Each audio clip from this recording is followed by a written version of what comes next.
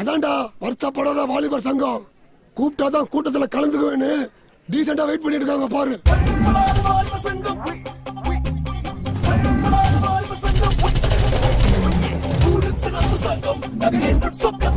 We don't worry ever.